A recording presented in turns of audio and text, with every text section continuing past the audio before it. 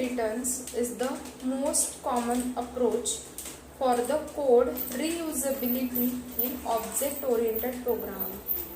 Sometimes we may need only one function to be used from the class but still inherit the entire class.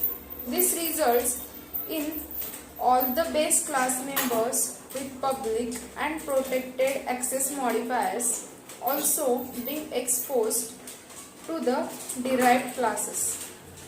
Containment provides an alternative to the use of inheritance along with the ability to control which members of a class should be available to the other classes.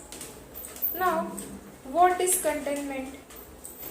Containment is the simple approach in which, suppose the class B that needs the access of the members of class A contains an instance or object of class A rather than inheriting the class A.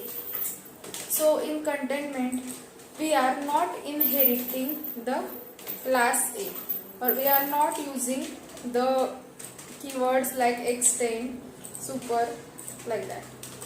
Although the controlling access to the members of a class may be the reason why we may not prefer the inheritance for code reusability.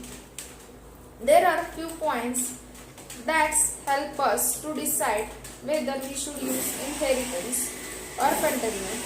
So the point is, do we need the entire functionality of the base class or just some part of it?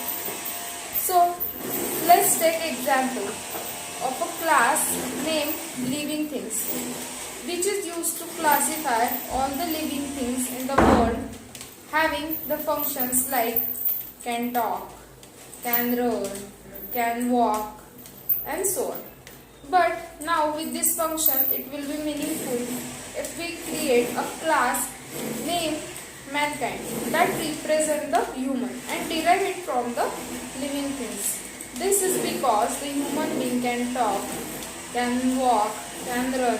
So we can inherit the common functions from the living things class and extra add the functionality in the derived class. However, will it make the sense to have class named animals and derive it from living thing class? The answer is no. Since an animal can walk, can run, but animal cannot talk, so the inheritance will expose this method to the derived class. So if we really want to inheritance with this concept, it will be better to break the living things into their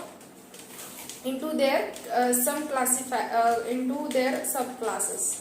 So here it is useful to use the containment so that we can acquire some features from the human being, some features of the animals are seen. So this is about the inheritance and containment. Thank you.